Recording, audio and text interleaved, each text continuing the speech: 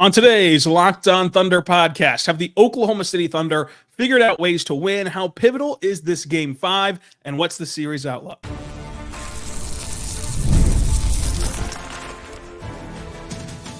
You are Locked On Thunder, your daily Oklahoma City Thunder podcast. Part of the Locked On Podcast Network, your team every day. Let's get it going on the Locked On Thunder podcast on the Locked On Podcast Network, your teams every day. I am your host, media member, and inside the Thunder beat writer, Rylan Stiles. Follow me on Twitter at Rylan_Stiles. Follow the show on Twitter at LO Thunderpod. Today's show is brought to you by Game Time. Go download the Game Time app, create your account, and use code LOCKEDONNBA today for $20 off your first purchase. Terms and conditions do apply.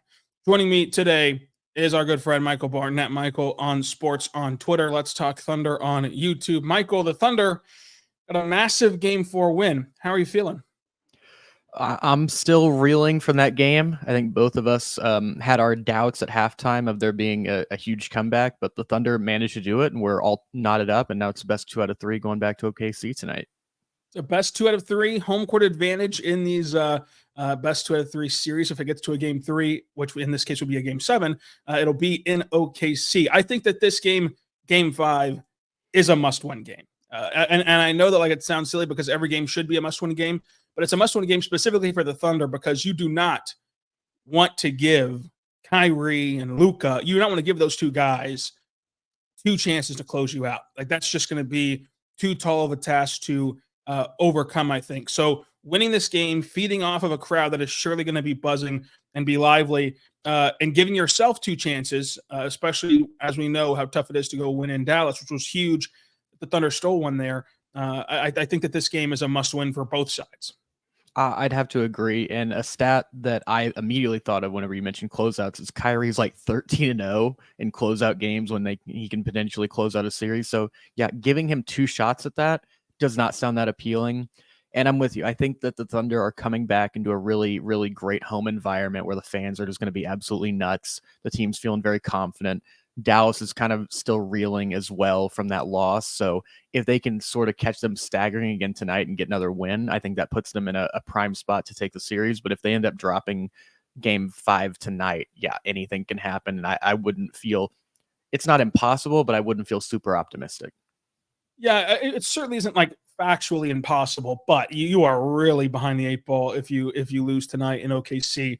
So, Game 4, it was really interesting to see them win that game. I think throughout the entirety of the game, even after the third quarter, whenever it's only a 4-point game, it felt like it was a 40-point game, even though it was a 4-point game. And no one wanted to hear any sort of optimism. Nobody wanted to hear any sort of, well, they're still in it type of talk, because that's how bad the Thunder had played for the majority of the contest, but they ended up winning. Is there something that sticks out as what clicked for them in the fourth quarter, in the second half, to go win that game? I mean, they strung together some stops. More than anything, it was just their persistence, I guess, their poise, and then Shay just consistently keeping them in the game. I mentioned it asking Mark after the game the other day, of just clutch shots are not just buzzer beaters, and Shay made clutch shot after clutch shot to keep you within striking distance of 6, 8, 10. So then whenever you did finally have that ultimate big surge at the end, it was enough, and it didn't just turn into the Thunder going from being down 20 late in the fourth to losing by 4, but you can end up pulling out the win. Yeah, Shay's just immaculate. I think that JDub got going too at the end of the fourth. Now, if that can continue, I think that the first time that we've seen JDub, or Dub as he calls it, arrive in this series was that and one where he goes over to the bench and he's screaming and he's punching the air so hard that he almost knocked out a teammate. When he was really into it, if that can carry over to Game 5, and now you've got JDub back playing, like you'd expect, and now you have Shay, who's comfortable, who's hitting shots, who's shown now that he's able to drag you to the finish line. Now you just need somebody else to step up, and role players typically play better at home than they do on the road in a more comfortable environment. And frankly, if you believe in the due theory, the Thunder are just due for a good shooting night. So all these things at that point stack up to your advantage. So I think that JDub will be a big swing in this game, which will in turn swing the series. How much do you buy into that fourth quarter from JDub? Yeah, I buy into it a little bit, probably not as much as you, but I think a lot of it just comes down to his confidence in getting downhill and being okay with, like, he mentioned it before, like in a press conference, he doesn't get a lot of those foul calls to get to the line. I would encourage him, just like, if you get a couple offensive fouls, like obviously not egregious ones, but where you're just barreling to the rim, I'm completely fine with that. I would rather him be too aggressive, overly aggressive, than a little bit passive. And I want him again to really just hunt his shots in those minutes where Shay's off the floor, because you and I have talked about this. I think that the Mavericks are really doing a great job of sort of weaponizing how unselfish he is and making him make the quote unquote right play of making the extra pass, when the right play is probably just him taking over and taking those shots. Yeah, for sure. I think that it's going to come down to the big three of Shay, Chet, and JDub. Chet's been fantastic this series defensively. Like, that has not wavered. That's not waned. I think that at the end of the fourth, you saw him hit that corner three.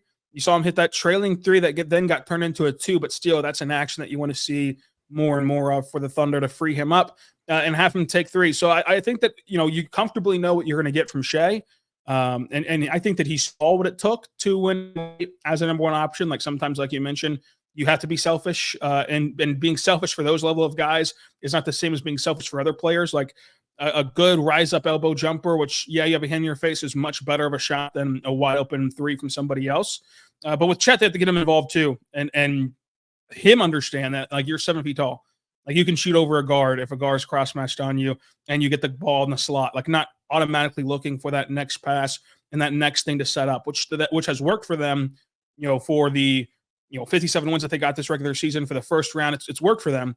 But now it's whenever you have to deviate a little bit from what's worked. That's why the playoffs are a different animal than the regular season.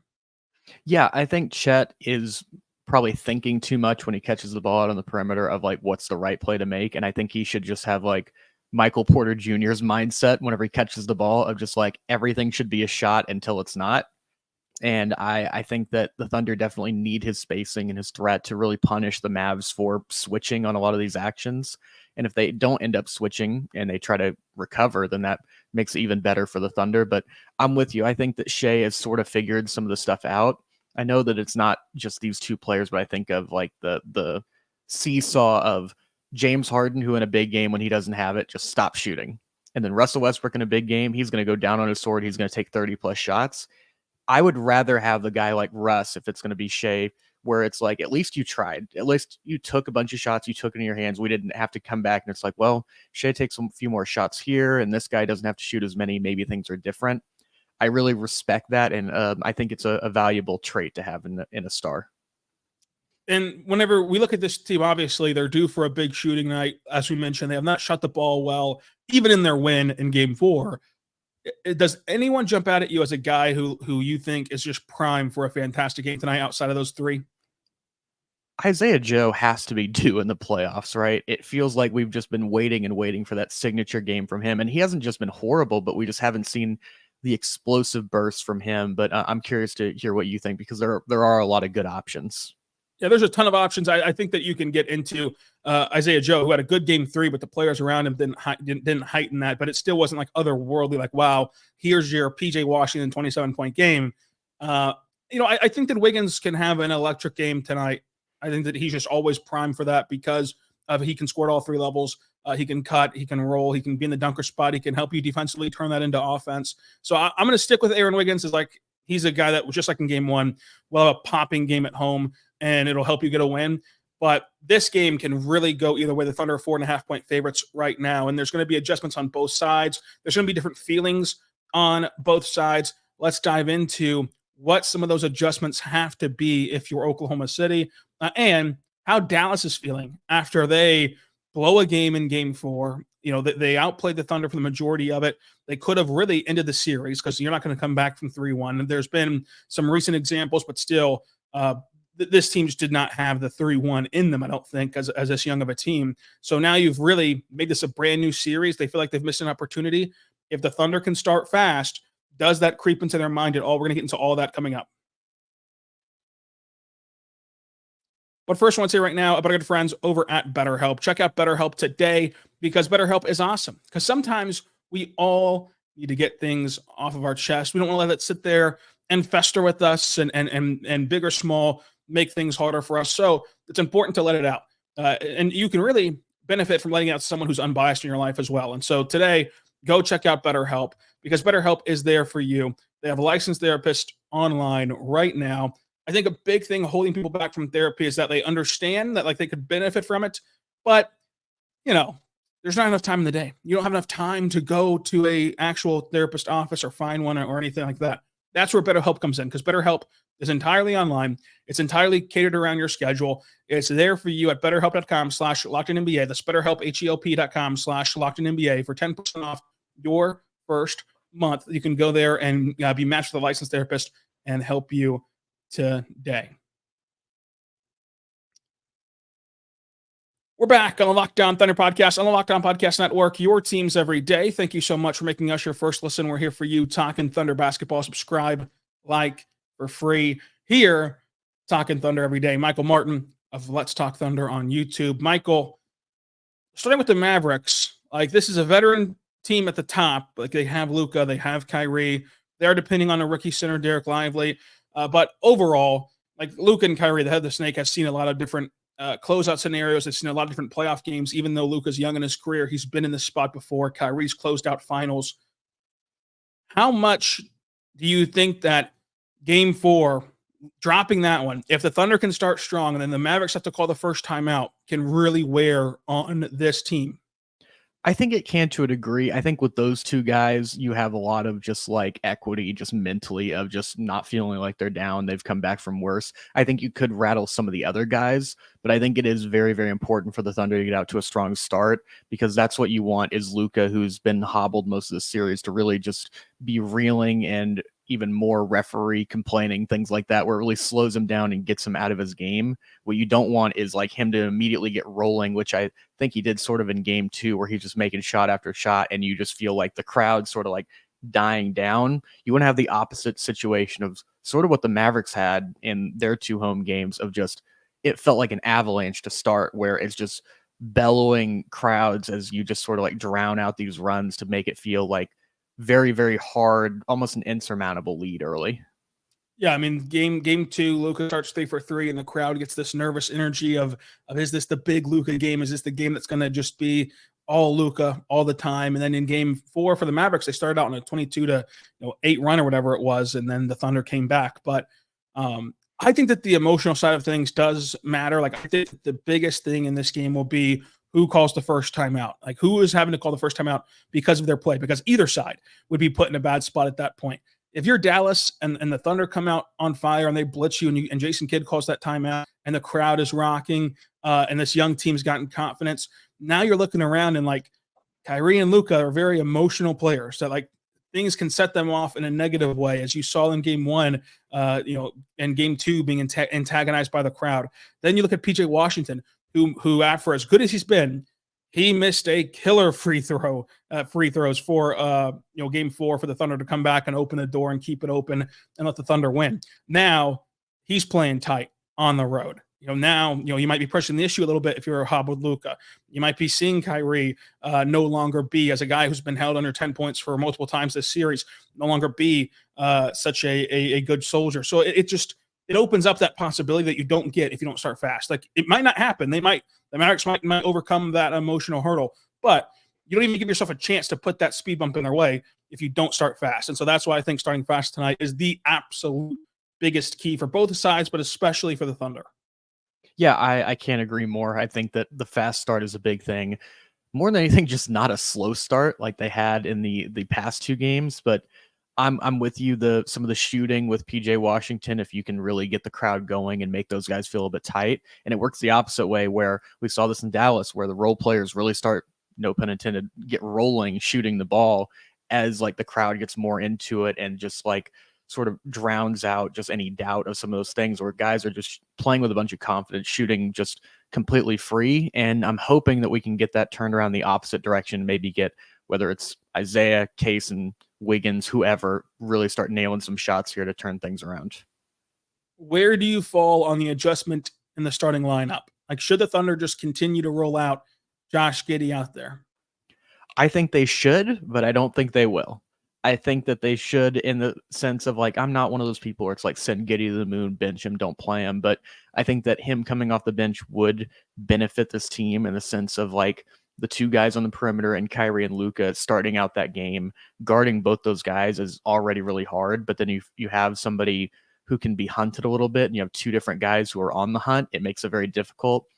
And I think Josh still does bring value to this team, but I think he brings it more off the bench where you are getting into one of those staggered lineups of only one of Luka or Kyrie. But I'm curious to hear what you think. Yeah, I mentioned on the recap show that, like, you know, it's not an total indictment on Josh Giddey. I think that, you know, we look at benching as this huge, like, ceremonious thing, but in reality, Josh Giddey is not a top player in this league like an SGA. That's no surprise. Like SGA, no matter his struggles, no matter the situation or the scheme around him, you've got to play him and you just got to let him live, right? But with Josh Giddey, he's a player that can be swung in and out of series just depending on the matchup that is put in front of him. This is not a Josh Giddey favorable matchup. The one areas that he's found success in this series, like he found his best run in Game 4 when he came off the bench in the second half and played with lineups that were more conducive to letting him play on ball a little bit more, because that's just his skill set. And so it's unfair to him to keep pigeonholing him into this skill set that's not designed for him and not tailor-made to his qualities. Like you were never supposed to use Josh Giddey as this, you know, stand in the corner, have your own area code 3-point shooter. Like he was always supposed to be on ball, and that's where he thrives. That's where he's going to thrive in his career as his career takes off. But with that being said, he's also never going to be an elite defender. I think he can be a good team defender, but not an elite good defender. So to set a tone early, I think you have to start, you know, casing and allow yourself to have the best defensive portfolio you can out of the gate, which in turn makes Josh Giddey better. Now, will the Thunder actually make that change? You have little confidence in that because to this point, they've done nothing to explore anything but a Josh Giddey starting five. But I think that whenever you start the second half of a must-win game on Monday with a new starting lineup, that's the clearest indication that you understand the problem. Like your season was on the line coming out of intermission on Monday. And the one move you made was like, hey, let's take Josh Giddey out of this starting group. That should be an indicator of what you should do on Wednesday and on Game 5. It hasn't just been Game 4. They did it in Game 3 too, where they came out with a different lineup to open the second half. And I'm with you. I think it's something they should do. I don't think it's something they will do. And does it really matter in the grand scheme of things where those 10, 12 minutes come from if he's going to play it? Like, does it have to be those opening 5 or can it just be anywhere? Because I think we're both on a similar page. You can correct me if I'm wrong about the minutes are fine. It's just about where they're placed and sort of the rotation and the flow of the game. And then you mentioned Kaysen starting. I'd actually go with Wiggs. I like that matchup a little bit more just because you had some extra size early. And then also you're able to stagger Kaysen with Lou throughout the game a little bit more, where you're able to bring him in fresh to sort of take over for Lou in that second unit. But I think that Kaysen is the guy unless just somebody's extremely hot to close out games. Yeah, I think that Kaysen will for sure close games. As you saw him close out with the block on Kyrie, which got that slow-mo video from the NBA, which was fantastic. But yeah, Wiggins is a guy I'm never going to turn down more opportunity to. So Wiggins, Kaysen, whoever it is, I think that has to be somebody different in the second half. I mean, in the first half of this game, like to start out things as you saw in the second half on Monday.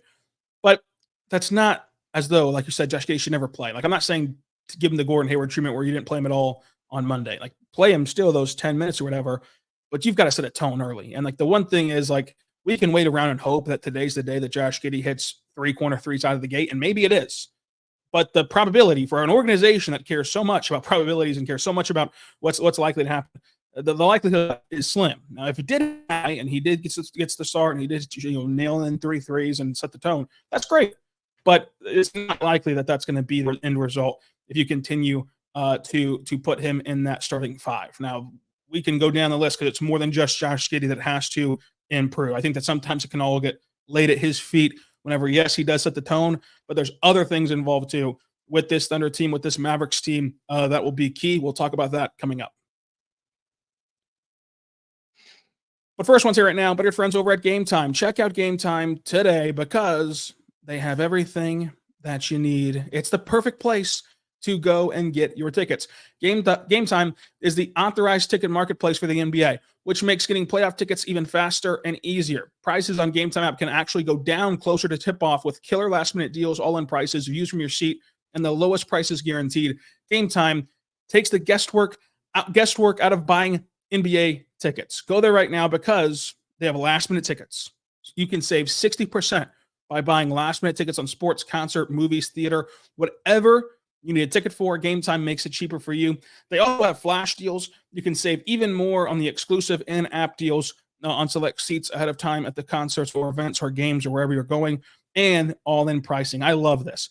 You can just toggle this feature on, and then you can see the entire total up front. No more getting to check out and seeing what the fees are, seeing what it actually brings the total to. You get the actual all-in total right up front before you go to checkout. That way you completely understand what you are going to see. Maybe you're looking at this series and you're saying, hey, the Thunder need my support in Game 6 because it's going to be a huge game. And you've never been to AAC before. Game Time gives you a view from that seat in that new environment that makes sure that you're going to get what you pay for and get a spot that you like, so you can go and use Game Time for that as well. Go download the Game Time app, create your account, use code LOCKEDONNBA for $20 off your first purchase. Terms and conditions do apply. Go there right now and use code LOCKEDONNBA, LOCKEDONNBA, for $20 off your first purchase. Go download the app today. Last minute tickets, lowest prices guaranteed. We're back on the Locked On Thunder podcast on the Locked On Podcast Network, your team every day.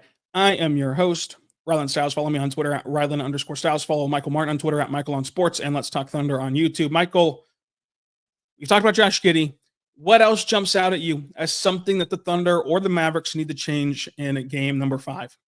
Well, the Thunder, it's one of those also low-hanging fruits like Josh, but the rebounding, and I'm not just talking about in general, but just finishing off possessions where you can't have the Mavericks get 3, 4, 5 shots at it like we've seen in a few possessions throughout the series. Because the thing is, it's hard enough to stop Luka and Kyrie and PJ Washington, who's shooting hotter than an inferno right now. The worst thing that you can possibly do is give those guys extra shots. And then as far as for the Mavericks, or would you like to go first before I get to the Mavs? Yeah, I think that for the Thunder, it is going to be them just making their shots, which is kind of stupid, but like you've got to make your shots that are open and they're kind of there for you. So capitalizing on that, the rebounding, I think that some of that is like a weird up and down intensity level on the glass and like effort level on the glass, putting a body on guys that we haven't seen this whole season. And then we did see through the first 3 games and 3/4 of the 4th game. I think that something flipped, and I've attributed it to the Kenrich Williams technical foul and the Lou Dort in Kaysen getting scrappy too. Like something flipped in that 4th game that like where they realized that like we're being a little bit too cool for school here, and we need to bring more. Like I think that they were trying to just putting in the guesswork. I think that they were trying to combat like being too jolted up, being too nervous or whatever, with being too relaxed. And you've got to find that middle ground of like, yeah, these things do matter, and this game is going to be the biggest game of your life. So playing like that in game 5 will be big. So I think that the glass, like it won't necessarily be like the raw who has more rebounds, but how do they look and how do they get them will be key. Yeah, you got to get your jersey dirty. You got to do some things. You're not going to just beat these teams straight up, as talented as the Thunder are. In the playoffs, it's going to get like muddy. It's going to get dirty and grimy, and they pulled one out in game 4. And as far as for the Mavericks, I think it's a lot of just how many turnovers they have. They're a low turnover team traditionally throughout these seasons whenever you have Luka handling the ball most of the time, but you cannot let this Thunder team get out and running and build a lot of momentum, because the Mavericks defense, credit to them, has really, really impressed me throughout this series in a half-court sense. But when the Thunder are getting downhill, that's when they can really, really get some easy looks and create some easy opportunities. Yeah, I think that the Mavericks are going to be killer too in just getting back to basics in the pick and roll for them. I also like, this isn't like an adjustment per se, but another thing about the Mavericks that would worry you, I think eventually you're going to get a Kyrie game. And I don't think that the Kyrie game's even been close to happened yet. As a scorer, he's impacted the game in many other ways. But when does that Kyrie game happen? And who else on the Thunder side is having a game? Because like maybe you can negate it if you have a huge Shay and a huge JDub game. Maybe a big Kyrie game doesn't hurt you as much. It kind of offsets. But I don't know if it'll be game 5 or game 6 or game 7, but like Kyrie's going to get a big scoring night. Yeah, he's going to have one of his nights. Been thinking about that recently about why it hasn't happened yet. And I think a lot of it we have to attribute to Kyrie's been really good on the defensive end, giving a lot of effort. And we see how tough it is to be a two-way guy like that. There's a reason why there's only so many two-way stars in the entire league, especially as perimeter guys who are guards. And I think it's just sort of like taking a toll on him guarding so many bigger guys. Like outside of Kaysen, and Kaysen's probably got more muscle on him, there's not a single guy that Kyrie's matching up with where he can kind of really take things off. I mean, maybe Isaiah, where it's not going to be like a brute physical attack by a guy much bigger than him. Yeah, and there's not many guys who you can just sit and like, if they're sitting in the corner, you can get a rest there just standing in front of them, constantly moving you, running and everything else on that end of the floor. So he's been really good defensively, much better than his previous track record would indicate. He's been awesome defensively, and he's really helped the Mavericks in a ton of ways other than scoring. But eventually the scoring's going to happen too, I think, for Kyrie. Now, it's been 4 games, and it's tough because I don't think that the Mavericks have played their A game. I don't think the Thunder have played their A game, and I just don't know if either team will get to play their A game this series because of how muddy it is and because both these teams have defended to mess things up. But your prediction for this series was Thunder in 7. That was my prediction as well. It's been a windy road to get here. What's the series outlook now as you sit here, best of 3, Thunder home court? I'm going to take the Thunder in 7 still. I think that this home court stuff matters, and I think that this trend of like Luka off nights, knock on wood, is going to continue to a degree, and I feel like the Thunder have figured some things out over the course of the series and just continue to build confidence. Like obviously whenever it's a 3-1, that was going to be chalk, but it feels like the momentum's on the side of the Thunder, and that can change tonight if the Mavs pull out a win. But for right now, I'm still rolling with OKC. What about you? Yeah, it's stupid because that's how the numbers line up too. But whoever wins tonight wins the series. Like I Mavericks win tonight, they win it in 6. If the Thunder win the series tonight, they win it in 7. Personally, which means I have to tell you who's going to win tonight to tell you who I think is going to win the series. Personally, I think that the Thunder will win tonight because I just think that this crowd. I mean, you saw that airport arrival, and I know it's like gimmicky, whatever. It's like kind of like we all know about the airport stuff now, but that game for like 99% of that game, the Thunder were awful. And then they won the game. It's only an hour trip. So like there could not have been a single soul who was like, I'm really amped to go to the airport today after this 3-1 deficit. And people still would have with a loss, but not that many people would have gone. Like that was a huge turnout at the airport. And they had to make that last second split decision, like an hour to go to the airport, depending on where you're located at in OKC and the surrounding areas. So I just think that this crowd's going to be unreal. And we've seen some crazy crowds already. Like we saw crazy crowds for the Pelicans. Like we've seen the best crowds for Dallas. But I think this crowd's going to be stellar.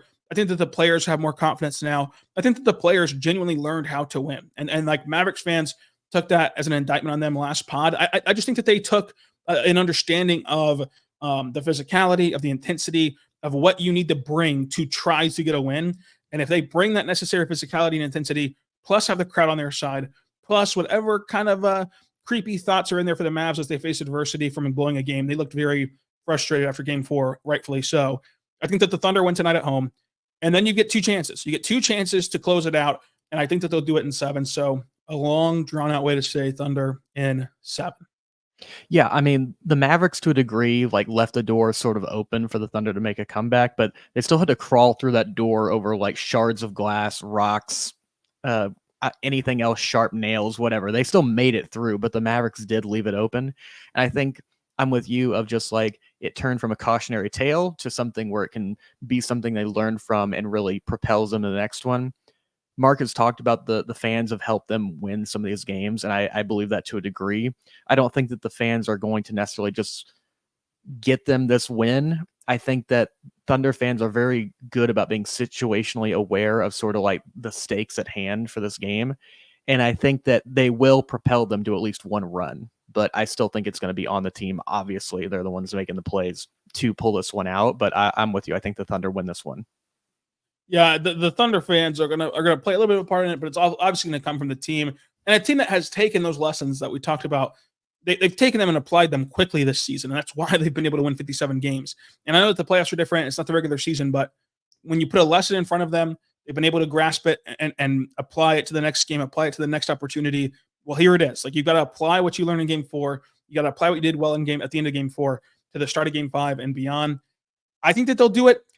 Things are going to get a little bit spicy here. Michael, let's do it on the pod. We always do our bold predictions at the games. Bold prediction for game 5. PJ Washington shoots under 35% from 3. Is that bold enough for you based on his track record? Yeah. Oh, that's bold. Okay. I'm going to do, oh man, this is tough. Bold prediction, Josh Giddey. Josh Giddey doesn't start, hits 3 threes off the bench. Singeing me. I would have taken one or the other, but if you're going to give me the parlay here, yeah, the odds are not exactly in your favor. If you get this is like a gold star, good noodle star for you that you can put on the fridge of like bold prediction you won. And it's halfway cheating, because if either one of these come true, I'm going to be advocating for half a point. So I've given myself a 2-for-1 sale on the bold prediction point scale as I'm trying to climb back into the race. But Michael, let them know where they can find your stuff, what to look out for, all that jazz. Well, I'm curious. Let the commenters know if they're going to take a half win here, if they want the full one. But you can find my stuff at Michael on Sports on Twitter, and then Let's Talk Thunder on YouTube with Michael Martin. I put out a lot of video essays, video breakdowns. I'm working on a few things as the series sort of winds down. But yeah, Let's Talk Thunder on YouTube. And then, as always, I'm a frequent guest on this pod, which I'm very grateful for. And I'm happy to talk Thunder basketball with you. Happy to talk Thunder basketball with Michael Martin. With all of you down in the comments, leave them below what you think will happen in game 5. Subscribe for free across all podcasting platforms so you never miss an episode. And until tomorrow, be good and be good to one.